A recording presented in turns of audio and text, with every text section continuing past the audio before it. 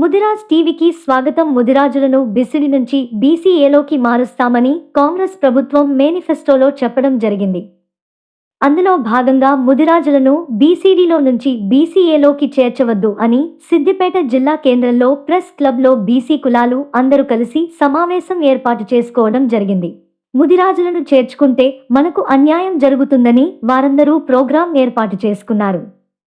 దానికి నిరసనగా సిద్దిపేట జిల్లా కేంద్రంలో గాంధీ చౌరస్తాలో ముదిరాజులకు అండగా మాట్లాడడం జరిగింది. అదే విధంగా మహాత్మా గాంధీ గారికి వినతి పత్రం కూడా అందజేయడం జరిగింది. జిల్లా కేంద్రంలో ముదిరాజులకు వ్యతిరేకంగా కొన్ని బీసీఏ కులాలు మరి ముదిరాజులను బీసీఏలో చేర్చొద్దు అని చెప్పేసి కొన్ని కార్యక్రమాలు చేస్తున్నటువంటి పరిస్థితి.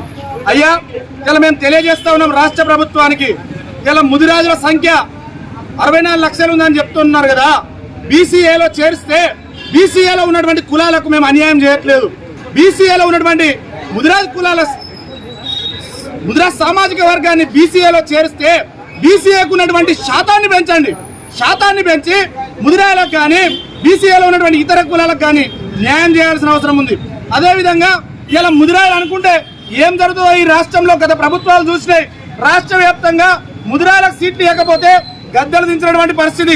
ఈ సభాముఖంగా మేము హెచ్చరిస్తా ఉన్నాం.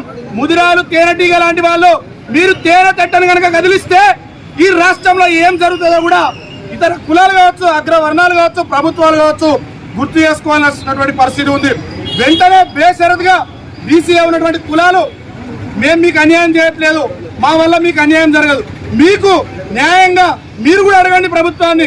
అయ్యా, ముదిరాజులను కనుక బీసీఏలో వేస్తే మా శాతం తగ్గిపోతుందని మీకు అనిపించినప్పుడు రాష్ట్ర ప్రభుత్వాన్ని కోరండి బీసీఏ కులాకి ఇంకా శాతాన్ని పెంచుకోవాలి. కానీ ఈడబ్ల్యూఎస్ ఇచ్చినాడు ఎక్కడ నోర్లు మెదపకుండా ఉన్నటువంటి ఈ కులాలు ఇలా బీసీలకే కుంపటి పెట్టే విధంగా ప్రయత్నం చేస్తున్నటువంటి పరిస్థితి.